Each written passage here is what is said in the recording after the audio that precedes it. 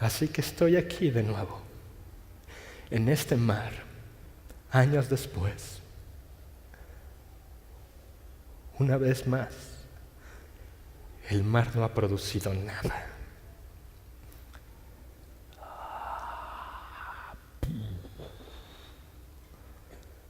Mis pensamientos fueron interrumpidos por un grito desde la costa. ¡Han pescado algo! ¡Algo! Juan y yo nos miramos. Debe ser algún habitante del pueblo. Le respondimos: ¡No! ¿Por qué no intentan del otro lado? Nos grita la voz desde la playa.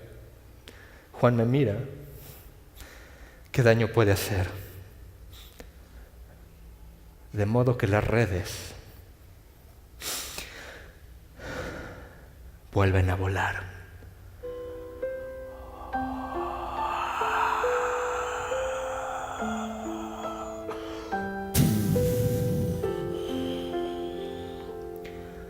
Me tomo de la soga y esta vez no hay espera.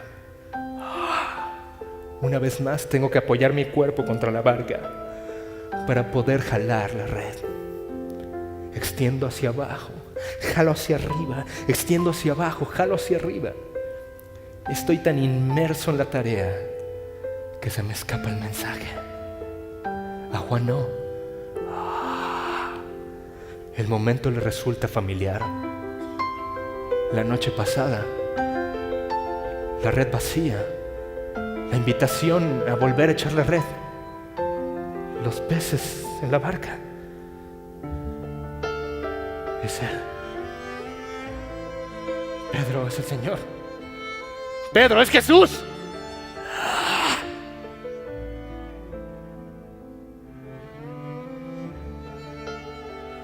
Y ahí estaba Jesús, en la costa. Allí estaba Jesús, el Rey del cielo, el victorioso sobre la muerte, el que venció, el creador del cielo y de la tierra, y está preparando un fuego. Tiro la red y me zambullo en el mar.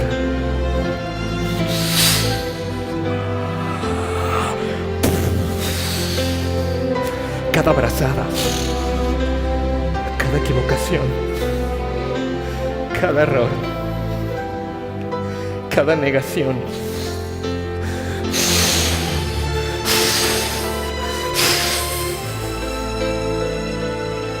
salgo del agua, tiritando, mojado.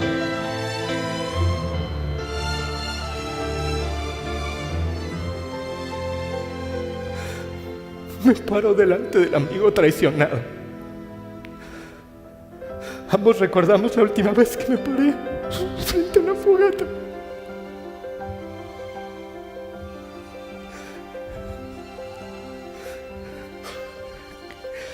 ¿Qué se puede decir en un momento como este? Las palabras, el momento es demasiado sagrado para decir algo. Tal vez considere hacer lo que yo hice. A menudo es todo lo que tiene un alma.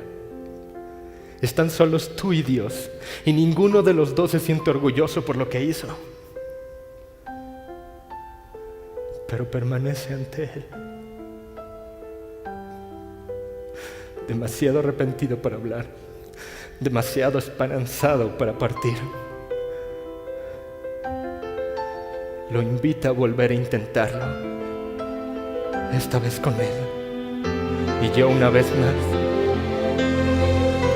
encontré gracia en Galilea.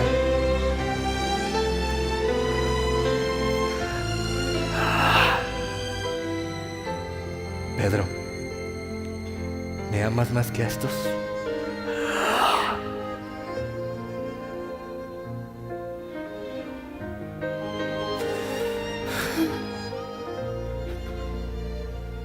Tú sabes que te amo.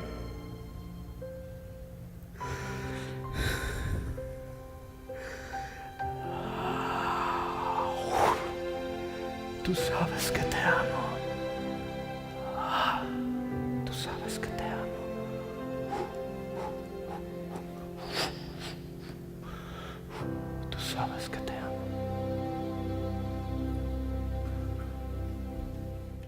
Muy bien, el domingo pasado hicimos un paréntesis en Hechos, ¿no? Y al predicar sobre Romanos 5 veíamos que el primer resultado de la bendición que significa la tribulación, o sea, la tribulación como una bendición, ¿no? El primer resultado era la paciencia, ¿no? Que es un beneficio para nosotros. Volvemos a Hechos hoy, y el motivo por el cual estamos estudiando el libro de los Hechos es porque queremos saber cómo llegar a ser la Iglesia de Jesucristo. Ya hemos dicho muchas veces que no se trata de venir a la Iglesia, sino de ser la Iglesia, y en eso el libro de Hechos tiene mucho para decirnos. Venir a la Iglesia, vosotros lo sabéis, no cuesta mucho tiempo, ¿verdad? Entre 15 minutos y media hora más o menos todos estamos aquí. Bueno, las mujeres igual tardan un poquito más, ¿no? Con eso del peinado y de vestirse, pero ser la Iglesia nos va a costar mucho más que eso, mucho más tiempo. El gran problema de muchos cristianos que piensan que saben mucho de la Escritura es que, como piensan que saben mucho, pues no tienen paciencia, ¿no? Se rebelan contra las tribulaciones, y resulta que son las tribulaciones las que nos proporcionan la paciencia necesaria para ser más como Cristo quiere que seamos. Ser como Cristo, mi hermano, te va a llevar tiempo, y eso requiere paciencia. Aquí no vamos a engañarte diciéndote que imponiéndote las manos se van a alargar y desaparecer todos los problemas de tu vida.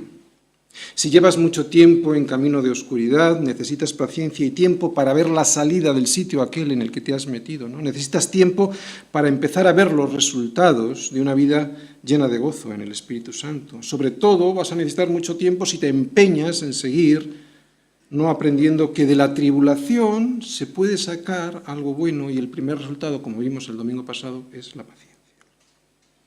El Señor te va a sacar a la luz, sin duda, pero necesitas tener humildad, no lo sabes todo, por eso necesitas tener paciencia, y su palabra entonces te irá limpiando, te irá quitando todo aquello que se te ha puesto encima, ¿no? Necesitarás paciencia para que toda esa porquería salga de tu vida, ¿no? Aquello que dejaste que se pegara en tu vida. Todo esto, los que estáis bien en el Señor, sabéis que no es una acusación, es todo lo contrario, es esperanza. Saber que la palabra de Dios va a ir limpiando, va a ir sanando todas las áreas de nuestra vida, es muy esperanzador. Perseverar. Esta es una palabra clave en la Escritura, ¿vale? Y esto lo que significa es que no solo nos vale con creer, hay que perseverar en aquello que hemos creído, ¿no? Cualquiera que se extravía y no persevera en la doctrina de Cristo no tiene a Dios. El que persevera en la doctrina de Cristo, ese sí tiene al Padre y al Hijo, nos dice Juan, en 2 de Juan 1:9. Ya vimos cómo Pablo, después de ser apedreado en Listra, cuando estaba en su primer viaje misionero, pues volvió a la ciudad. Fue apedreado, le llevaron los hermanos dentro de la ciudad para cuidarle, al día siguiente salió a otras ciudades, pero volvió a Listra en ese primer viaje misionero, ¿no? ¿Y qué hizo? Dice la Escritura, volvió confirmando los ánimos de los discípulos, a Pablo, que había sido apedreado hasta la muerte, ¿no? Exhortándoles a que permaneciesen en la fe. Y la palabra permanecer tiene la misma raíz que perseverar. Y diciéndoles, es necesario que a través de muchas tribulaciones entremos en el reino de Dios. Desde este púlpito jamás predicaré un evangelio de ofertas. El evangelio le costó muy caro a mi Señor como para que yo ahora venga con ofertas y con rebajas. Para eso Disneylandia.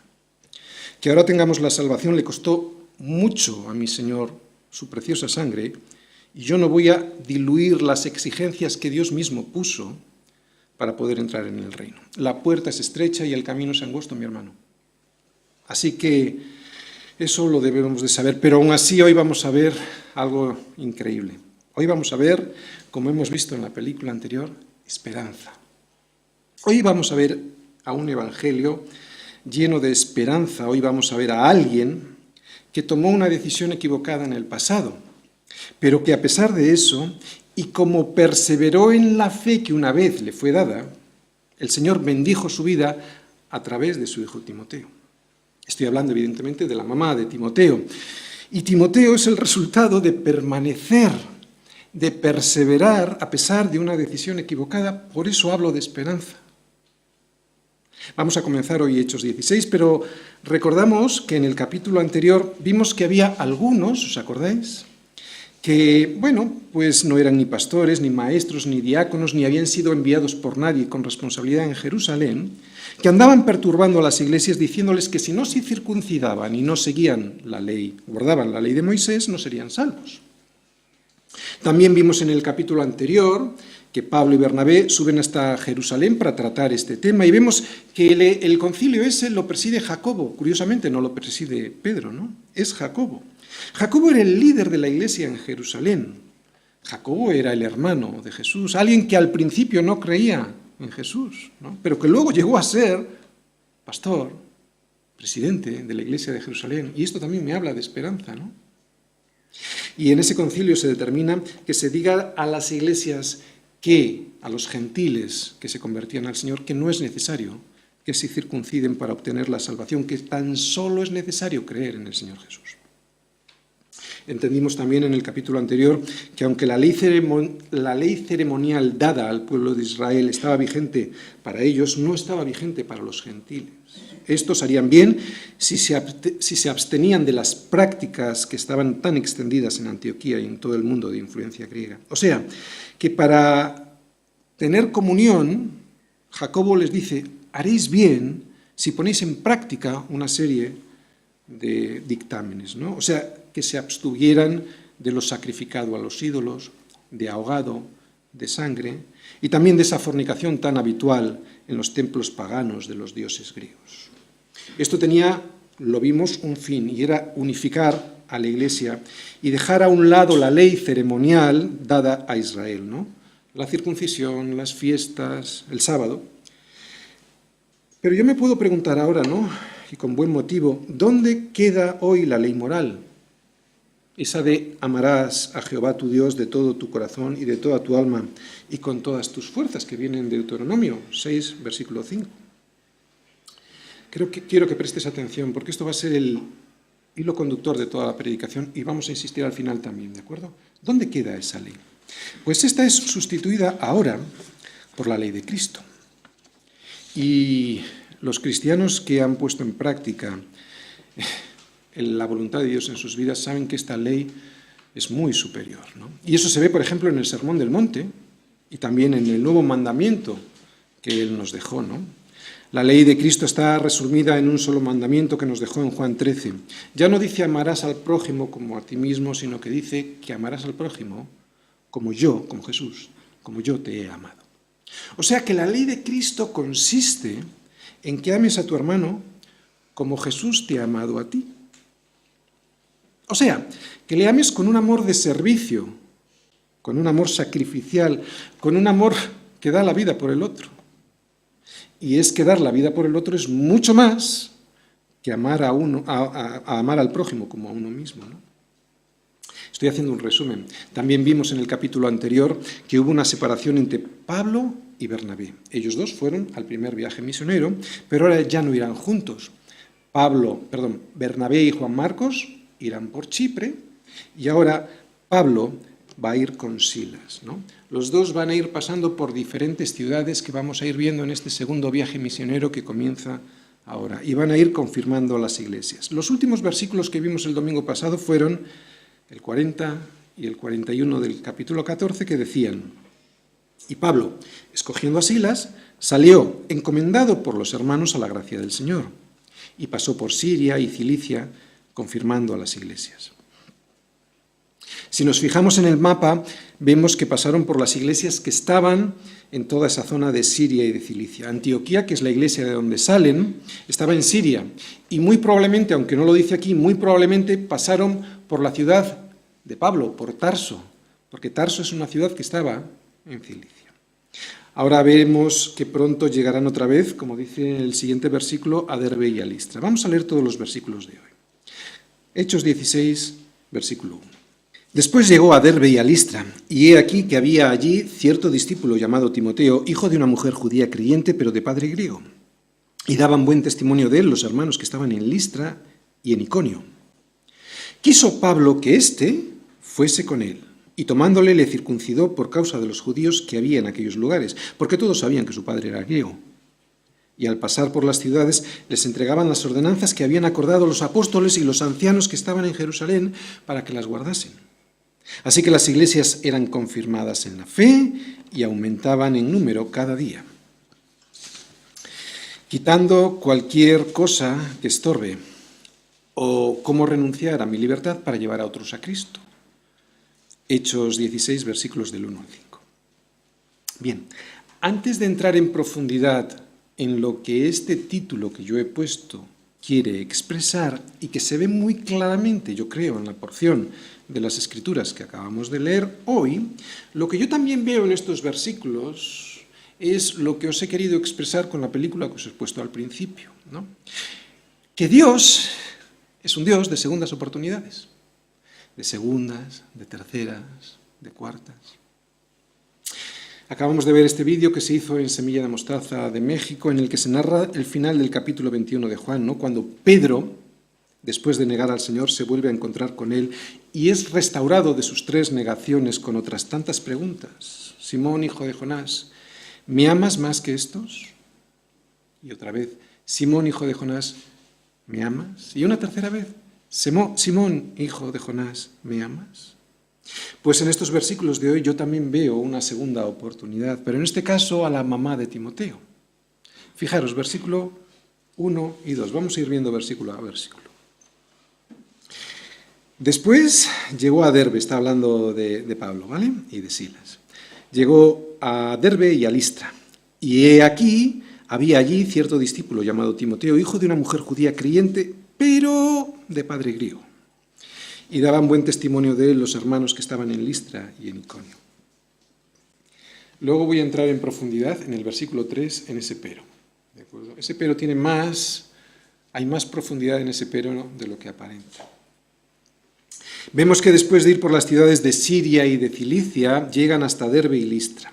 En Listra, en el primer viaje, como hemos visto, Pablo había sido apedreado hasta casi morir. De hecho, los que le apedrearon les pareció que lo habían matado, ¿no? Y por eso le arrastraron fuera de la ciudad para dejarle allí y que las alimañas se encargaran de él. Sin embargo, vimos cómo los hermanos le recogieron, le rodearon y le recogieron para llevarle hasta dentro de la ciudad para allí cuidarle, curarle y protegerle, ¿no? Para estar con él.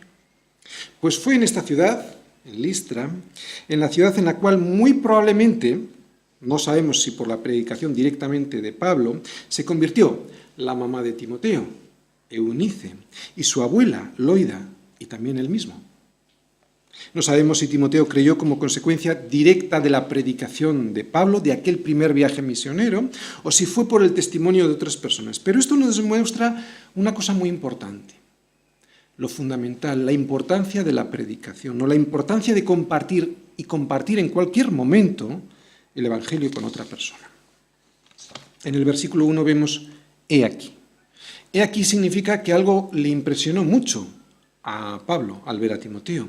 Seguramente descubrió un amor por el Señor y una madurez en Cristo poco usual en una persona tan joven, ¿no? Timoteo tendría 17, 18, 19, como mucho 20 años. Y ese testimonio de amor y de servicio al Señor le impresionó a Pablo. No sabemos muy bien cuál era la situación de la casa de Timoteo en el momento en el que Pablo le encuentra. No sabemos si su madre era viuda o si seguía viviendo su padre, que era un no convertido, era un inconverso. Lo que sí sabemos es algo maravilloso. Y es que a pesar de la equivocación de su mamá al casarse en yugo desigual, la influencia de una madre y de una abuela devotas al Señor hicieron de Timoteo un discípulo fuerte en la fe. Pablo lo recuerda más adelante cuando le escribe a Timoteo en 2 de Timoteo 1:3-5. Dice Pablo, doy gracias a Dios, al cual sirvo desde mis mayores con limpia conciencia, de que sin cesar me acuerdo de ti, de Timoteo, en mis oraciones noche y día, deseando verte al acordarme de tus lágrimas para llenarme de gozo, trayendo a la memoria la fe no fingida que hay en ti, la cual habitó primero en tu abuela Loida y en tu madre Eunice, y estoy seguro que en ti también. Así que esta historia, Eunice, Timoteo, Pablo, Me recuerda lo que vimos en el vídeo del comienzo, ¿no? Que Dios es un Dios de segundas oportunidades, porque a pesar de la grave equivocación, incluso una más que posible desobediencia de Eunice, el Señor tenía preparado algo bueno para ella. Esto me habla de esperanza, que todavía hay esperanza para aquel que se ha equivocado o que ha desobedecido a Dios, ¿no? En la elección, por ejemplo, de su marido o de su mujer. Esperanza para aquel que, habiendo pasado por alto o habiendo desconocido el mandamiento de no unirse en yugo desigual, todavía desea servir al Señor. Las consecuencias del pecado siempre van a estar, pero la misericordia de Dios también. Para todos aquellos que aman de verdad al Señor, no. Y claro, los que aman de verdad al Señor son aquellos que reconocen su error. Si no reconocemos el error, no habrá forma de limpiar nuestro corazón. El padre de Timoteo era griego y no era creyente. Timoteo procedía, pues, de una familia dividida espiritualmente y eso, ¿sabes?, se va a notar siempre. De aquí el pero que se ve ahí. Me imagino el sufrimiento de Eunice al no poder circuncidar a su hijo porque su marido muy probablemente no se lo habría permitido. Y esto es lo que acarrea vivir en yugo desigual. La división en lo más íntimo de la convivencia familiar, y eso provoca un gran sufrimiento. Pero vemos también que si uno se mantiene fiel, la misericordia de Dios aparece en la vida de aquellos que le aman, ¿no?, que viven sirviéndole al Señor, aunque se hayan equivocado. Claro, esto no debiera servirnos de excusa para hacer lo que nos dé la gana, ¿no? Porque como Dios me va a redimir de mi equivocación, pero sabemos que no opera así, ¿eh? No le tientas al Señor, entre otras cosas, porque las consecuencias del pecado las vas a sufrir siempre, ¿no? Simplemente yo con esto te estoy mostrando algo que, aunque ya lo sabemos, no debiéramos jugar con ello, y es que Dios es un Dios de segundas oportunidades, y de terceras y de cuartas. Lo sabemos, lo vemos en la Escritura, pero no debiéramos de jugar con estas cosas. La Biblia nos dice que no os unáis a yugo desigual con los incrédulos, porque ¿qué compañerismo tiene la justicia con la injusticia? ¿Y qué comunión la luz con las tinieblas? Lo dice Pablo, ¿no?, en 2 Corintios 6:14. Eso significa que debes casarte con un hombre o con una mujer cristianos, ya que si no, como nos dice Amós 3:3, ¿andarán dos juntos si no estuvieran de acuerdo? Es muy difícil, es imposible. Si no estás de acuerdo con tu marido, con tu esposa, en lo más importante de tu vida, que es tu relación con Dios, esto va a causar una división que te hará sufrir mucho. Cuando traspasamos esta norma que Dios nos deja dicho en la Escritura, no hay manera de disfrutar de la armonía que Dios tiene preparada para nuestro matrimonio, ¿no? Y esto no lo hace Dios para fastidiarnos. Esto no lo hace Dios para hacerte la vida imposible, ¿no?, sino para que no la estropeemos nosotros. Pero ya sea porque le has desobedecido o que Jesucristo llegó a tu vida después de tu matrimonio, el Señor tiene mucha misericordia con nosotros, y esta historia es una historia de esperanza para los hijos de las personas que están en un matrimonio desigual, en un matrimonio con yugo desigual.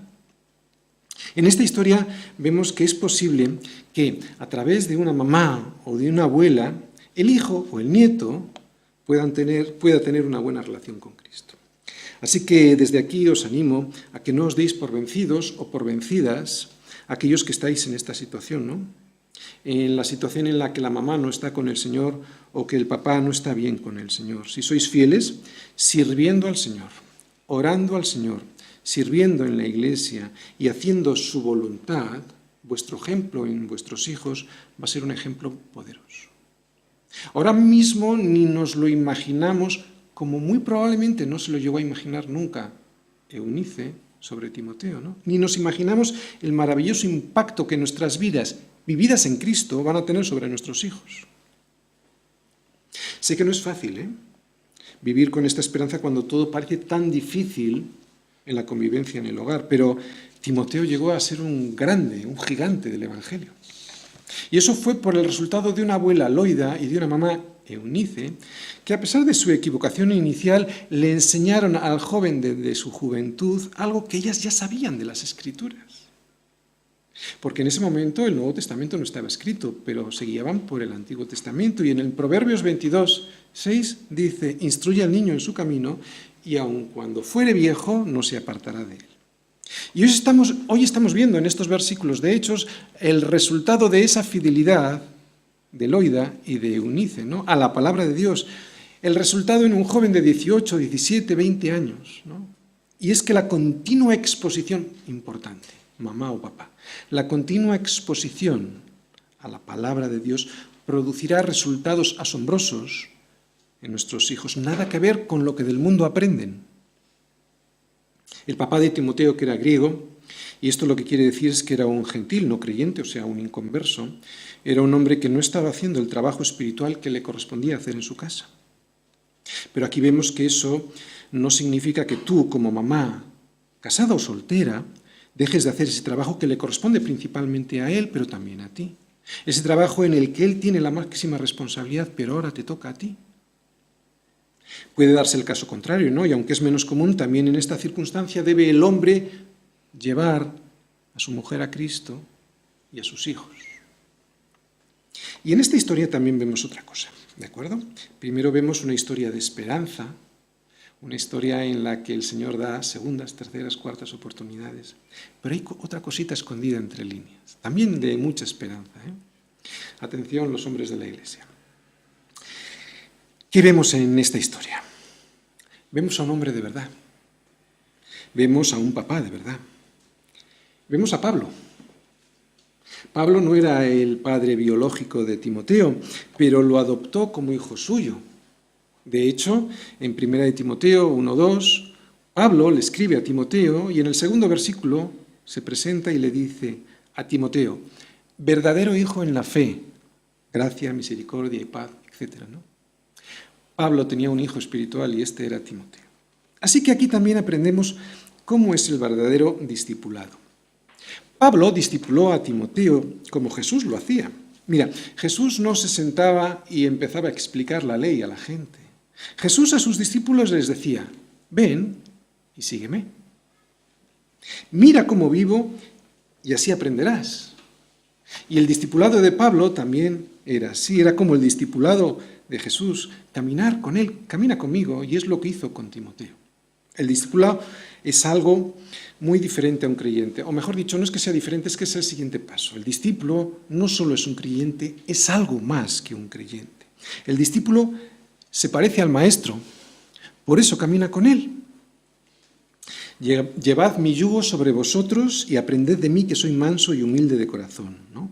Y hallaréis descanso para vuestras almas, nos dice Jesús en Mateo 11:19.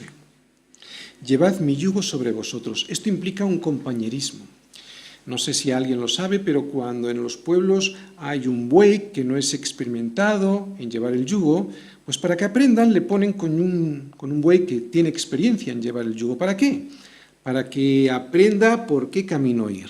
Entonces, cuando el buey que no tiene experiencia va por donde no tiene que ir, el otro buey que es experimentado, con paciencia, le lleva por aquí y por aquí, ¿no? Eso es el discípulo, o mejor dicho, eso es el discipulado, ¿no?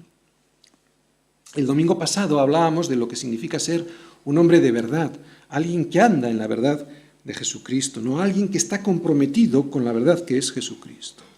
Hay hombres en nuestra iglesia que son así, hombres que aman a Dios y que están comprometidos con su familia, hombres para los cuales lo más importante es el reino de Dios y su justicia, que es Jesucristo, ¿no?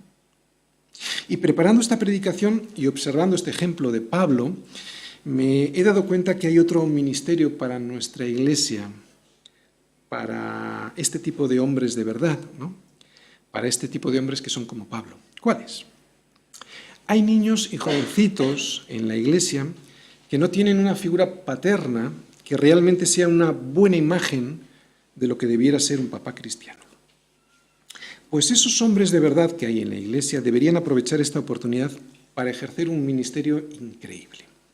Ser un hermano mayor, o un mentor, o un maestro dispuesto a entregar un amor masculino que es muy necesario para el desarrollo espiritual de los niños. Tienen el amor de su mamá y gloria a Dios en los cielos por esto. Pero es también necesario que tengan la otra imagen, ¿no? Esa que su progenitor no ha sabido darles. ¿Cómo podemos ayudar los hombres de la iglesia a estos niños a los que les falta ese ejemplo en la casa? Pues siendo un buen modelo para ellos, ¿no? Ayudándoles en la enseñanza de la Biblia, ayudando a solucionar sus problemas y conflictos que les van a venir, ¿no? Y que son muy comunes en su edad y que ellos no saben cómo resolver. En definitiva, ayudando a nuestros jóvenes a ser más como Cristo. Ser un hombre de verdad no es lo que ven nuestros jóvenes por la televisión. Ser un hombre de verdad es ser alguien que tiene a Jesucristo como su Señor. Alguien que se esfuerza por encontrar el propósito que Dios tiene para la vida de cada uno. Y yo sé que todos los hombres de verdad de esta iglesia ayudamos a nuestros hijos para que ellos también puedan encontrar ese propósito que va a ser el que les dé el gozo y la felicidad en sus vidas, encontrar el propósito. Así que esta enseñanza que hoy vemos en el ejemplo de Pablo es una oportunidad para nuestra iglesia para invertir en el futuro de la iglesia, ¿no? Una oportunidad para los valientes de esta iglesia, para aquellos que quieran servir con gozo a otros miembros que son más débiles. ¿Quiénes son los miembros más débiles de nuestra iglesia? Pues los niños que no tuvieron la bendición de tener a un hombre de verdad como modelo bíblico en su propia casa. Pero en la iglesia pueden tener muchos papás, tíos, incluso abuelitas, ¿no? ¿Sí? Todo ayuda a bien para aquellos que aman a Dios. Así que si eres un joven adulto o un adulto ya con hijos y crees que puedes enseñar a otros niños de la iglesia qué es lo que significa una masculinidad verdadera, ponte a servir en este área de necesidad de la iglesia. Y dentro de algunos pocos años podríamos tener un milagro como fue Timoteo. El futuro, sabéis, nunca va a estar en las manos de los filósofos, ni de los ideólogos, ni de los religiosos, por muy buenas intenciones que tengan, tampoco de los políticos. El futuro de las familias y, por lo tanto, el futuro de los países está en la iglesia, en manos de hombres de verdad que enseñan a nuestros niños y a nuestros jóvenes cómo han de comportarse dignamente. Hombres de verdad que enseñan a los más jóvenes cómo ser un siervo de Jesucristo, ¿no? Y enseñarles que este privilegio, ser siervo, es eso, un privilegio y también una necesidad para no caer en la mentira de este mundo que te hace pensar que tú eres lo importante. Vamos al versículo 3. Quiso Pablo que Timoteo, fuese con él, y tomándole le circuncidó por causa de los judíos que había en aquellos lugares, porque todos sabían que su padre era griego. Muy bien, dos cosas que veo en este versículo. Las he subrayado. Por causa de los judíos y todos sabían que su padre era griego. Primera parte. Circuncidarle fue algo excepcional, ¿de acuerdo? Fue, como dice ahí, por causa de los judíos que había en aquellas regiones. No hay contradicción en Pablo. Pablo siempre entraba primero en las sinagogas para evangelizar a los judíos antes de ir a evangelizar a los gentiles, ¿no? Y él lo que quería era poder entrar con Timoteo y que Timoteo también pudiese hablar a los judíos. Pero para ello, Timoteo tenía que estar circuncidado porque los judíos no escuchaban a nadie que no sea de los suyos. Resulta que ahora no tenía que circuncidarse para ser salvo, lo hemos visto en el capítulo anterior. Sin embargo, Pablo quiso que Timoteo lo hiciese, pero por amor a los judíos, ¿no? Para que así ellos le aceptaran más fácilmente, para que los judíos pudiesen escuchar sin impedimentos la predicación del Evangelio, por boca también de Timoteo. Era la manera de poder entrar en las sinagogas y evangelizar a los judíos.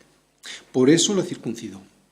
Por causa de los judíos, no por la salvación de Timoteo, sino por causa de los judíos que había en esos lugares. Y segunda cosa que vemos, también dice ahí, porque todos sabían que su padre era griego. Que su padre fuera griego significaba que Timoteo no estaba circuncidado. ¿Sabes? No hacía falta bajarle los pantalones para saberlo. Todo el mundo lo sabía. ¿Y por qué lo sabía? Porque su padre era griego. Y esta frase nos habla de vergüenza, de la vergüenza de una equivocación, ¿no? De la equivocación del yugo desigual. Su madre había cometido un error y aunque era una mujer piadosa y quería guardar las Escrituras, Se cumplió en su hijo las consecuencias de la desobediencia. Timoteo no había sido circuncidado. Y eso sin duda habría llevado la vergüenza a esta madre y a Timoteo durante mucho tiempo antes de que ellos llegaran a Cristo. Así que con ese yugo desigual, ella había permitido que su hijo tuviese mala reputación delante de los judíos. Todos sabían que su padre era griego. Así que Pablo le circuncidó, no por causa de la ley. Estaban llevando por todas las ciudades el decreto apostólico que decía que ya no había que circuncidarse, ¿no? No lo hizo por eso, evidentemente. La causa fue por la debilidad de los judíos. ¿Entendéis el título de la predicación de hoy ahora? Quitando cualquier cosa que estorbe a mi hermano, que es más débil. En la Biblia encontramos que hay cosas que no tenemos que hacer para ser salvos, pero que sin embargo es bueno que hagamos con el fin de alcanzar a más personas. ¿A qué estamos dispuestos a renunciar con tal de alcanzar a más personas? Timoteo no tenía que circuncidarse y lo hizo. No es pecado ver televisión, ¿no? O gastar tiempo en las redes sociales, pero ¿hasta dónde estoy dispuesto a perder, a arrancar, a cortar cosas de mí mismo que, siendo inservibles, pueden ayudar a otros, a los demás, para llegar a Cristo? ¿Cuántos cristianos estamos dispuestos a circuncidarnos del Facebook? ¿O de mis vacaciones? ¿O circuncidar tiempo de la televisión? ¿O circuncidar mi tiempo libre con tal de alcanzar a otros para Cristo? Timoteo estuvo dispuesto a hacer algo que no le era necesario para su propia salvación. Sin embargo, lo hizo para poder alcanzar a otros, para el Señor. Nadie dice que sea fácil. Circuncidarse no es fácil. Y más en aquella época, supongo yo, que dolería mucho sin anestesia. Yo estoy seguro, pues, que a Timoteo le dolió. Como decimos, a esa edad y sin anestesia, duele mucho más que a los 8 días. A esa edad, ni aún hoy en día es fácil hacerlo. Así que era algo muy doloroso, sobre todo porque era innecesario para obtener la salvación. Sin embargo, resultaba necesario para alcanzar a más personas.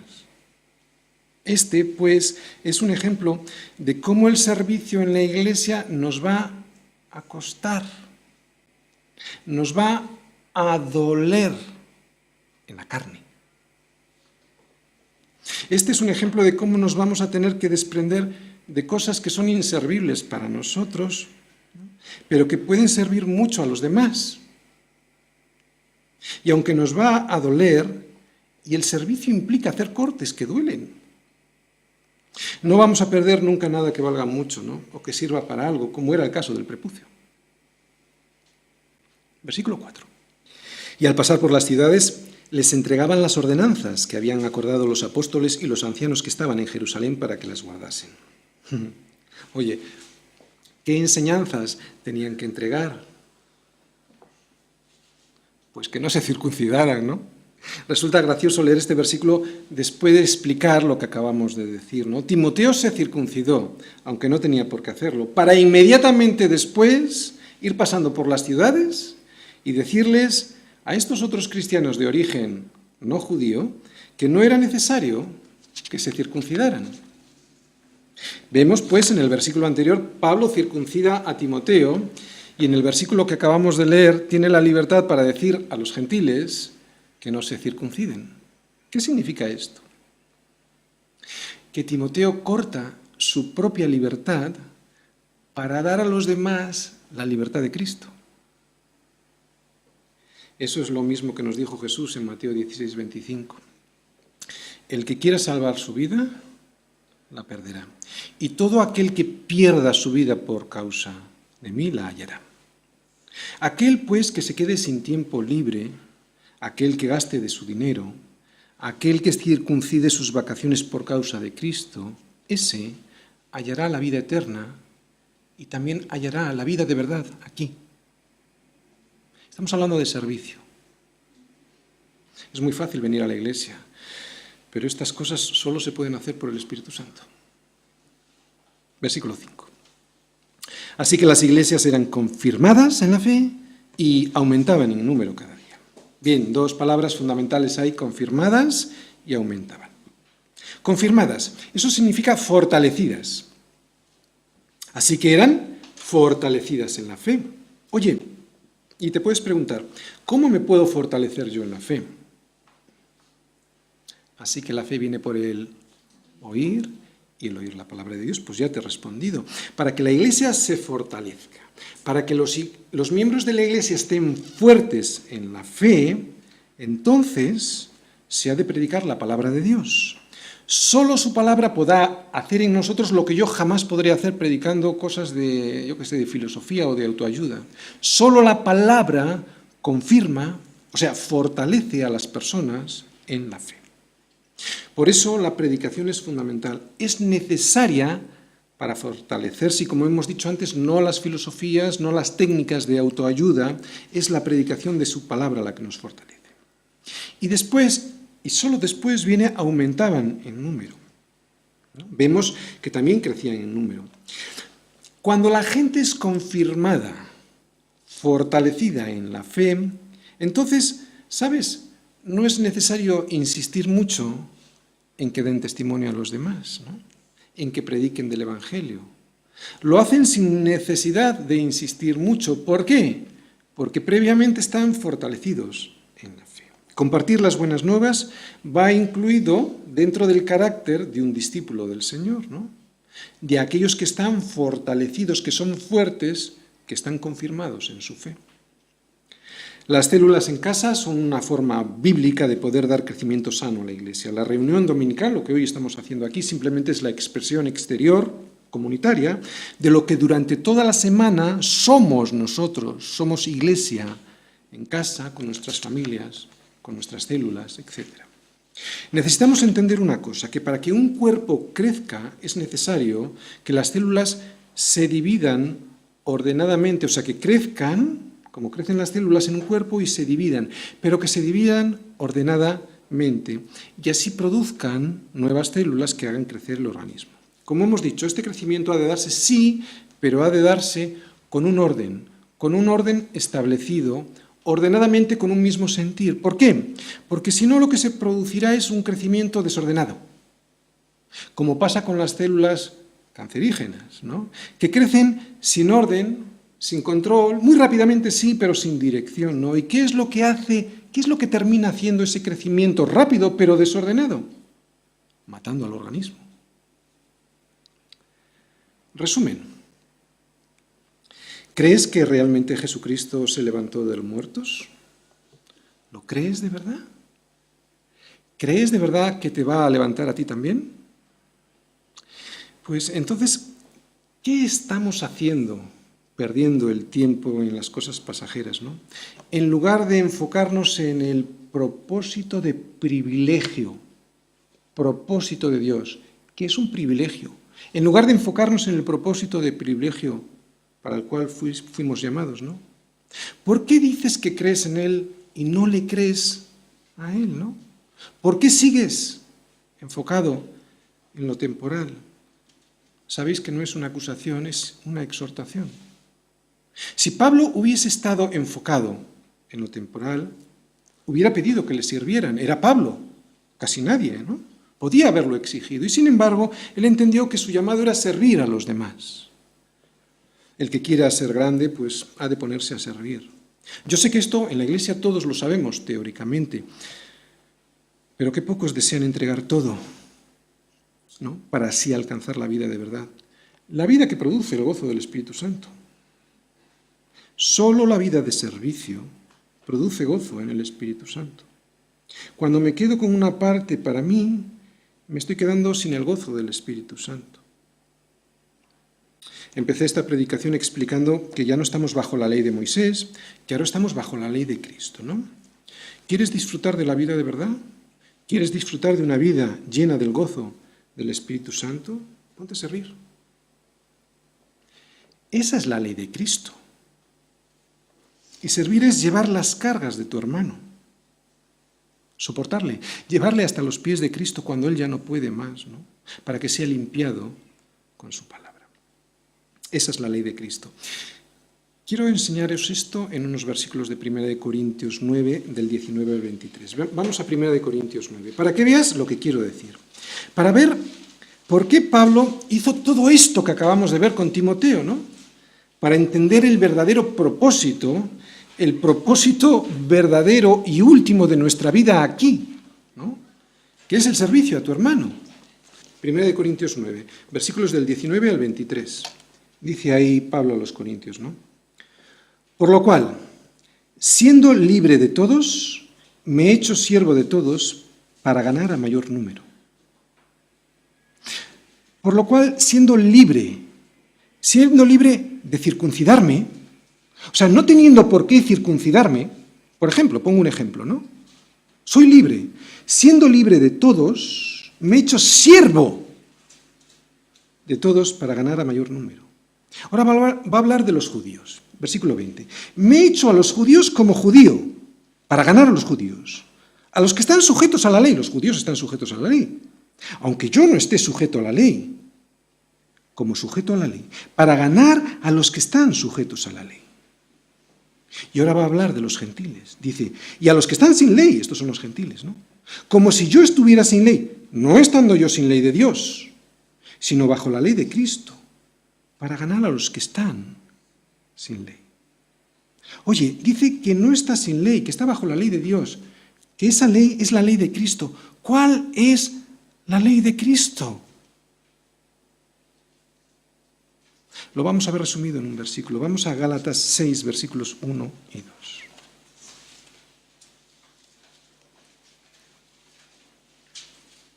También dice Pablo a los Gálatas, hermanos, si alguno fuere sorprendido en alguna falta, o sea, esto está hablando que en la iglesia vamos a caer, que nadie se sorprenda. Si alguno fuere sorprendido en alguna en alguna falta, vosotros que sois espirituales, ¿no? O sea, chicos, no se trata de teología, se trata de misericordia. No dice, vosotros que conocéis teológicamente las Escrituras, ¿no? Que vosotros que sois espirituales, restauradle con espíritu de mansedumbre, considerándote a ti mismo, no sea que tú también seas tentado, o sea, no sea que tú también coges de la misma pata. Sobrellevad los unos las cargas de los otros y cumplid así, ¿qué? La ley de Cristo. Por favor, en una frase, ¿cuál es la ley de Cristo? Llevad las cargas los unos de los otros. No estamos sin ley, ¿os dais cuenta? Estamos bajo la ley de Cristo. Esta es la ley de la libertad, sí, pero para llevar las cargas de mi hermano. ¿No? Este es el nuevo mandamiento, que nos amemos como Él nos amó, o sea, hasta la muerte. Volvemos a Corintios, 1 Corintios 9, para seguir viendo. 1 Corintios 9, ahora versículo 22, dice Pablo, me he hecho débil a los débiles para ganar a los débiles. A todos me he hecho de todo para que de todos modos salve a algunos. Y esto hago para agradar a los hombres. No dice eso, ¿verdad?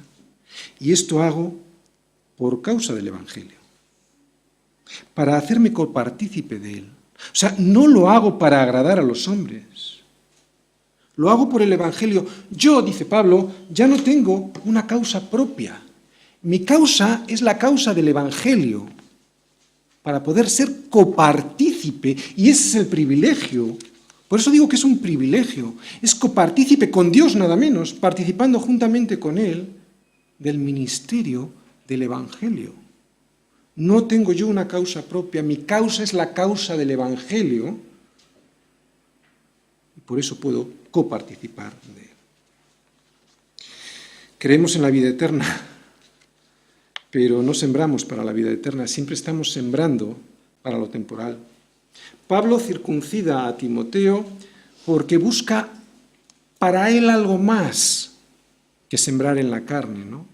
Para algo más que estaba fuera de él. No lo hace por causa de los hombres, o sea, para agradar a los hombres. Lo hace, como hemos leído en 1 Corintios 9, por causa del Evangelio, para ser copartícipe del Evangelio. Le dije, Pablo, a Timoteo, mira, Timoteo, tu prepucio ya no sirve para nada, ¿no? Así que lo vamos a quitar porque es un estorbo para los judíos que son débiles, ¿no? Los débiles de conciencia. Cualquier cosa que te estorbe, quítatela, nos está diciendo Pablo. Son los cortes que tenemos que hacer, no para agradar a la gente, sino para servir a Cristo. Cualquier cosa que coarte mi libertad para predicar el Evangelio tiene que ser quitada, ¿no? El Evangelio es imprescindible, todo lo demás es prescindible. Y al revés, si es necesario oponerme a algo para predicar el Evangelio, pues yo lo haré, ¿no? Siempre manteniendo los límites de mi libertad en Cristo, no haré nunca nada que me haga caer. Por ejemplo, cuando sea necesaria la vestimenta eclesial, si a mí me dejan predicar el Evangelio, yo no tengo ningún inconveniente, aunque aquí yo predique sin corbata. Tenemos que desprendernos de todo aquello que nos estorba, incluso desprendernos de nuestros prejuicios eclesiásticos y litúrgicos. No dejes, por ejemplo, de cantar porque no te gustan las canciones. No dejes de venir a las reuniones de oración porque te da vergüenza hablar en público. ¿Qué tontería circuncida ese orgullo? No dejes de venir a la iglesia porque hay un hermano que no le aguanto. Circuncida eso es circuncidar en la carne, ¿eh? Eso es no andar en el espíritu. Tenemos que circuncidar esas cosas, ¿no? ¿Qué tendremos que circuncidar hoy? Eso es lo que vamos a reflexionar, ¿no? ¿Qué nos estará estorbando hoy para poder correr bien la carrera que tenemos por delante? ¿Qué trozo de carne nos estará impidiendo avanzar? Nuestra oración hoy debiera ser: Señor, circuncida mi egoísmo, circuncida mi soberbia, circuncida mi superioridad, o lo que yo creo que soy superior, ¿no? Circuncida mis malos hábitos. Y una última cosa, yo anhelo servir, yo estoy deseando llevar algunas cargas de los hermanos aquí en la iglesia, pero no me dejan. No terminan de confesarse y sin embargo yo sé que lo necesitan. Hay varias personas aquí, hombres y mujeres, que necesitan ser restauradas, pero han de pedirlo. Necesitas circuncidar el orgullo que te impide pedir ayuda. Es muy fácil creer estas cosas, pero ya no es tan fácil circuncidar, cortar toda nuestra soberbia, y ese fue el pecado de Sodoma.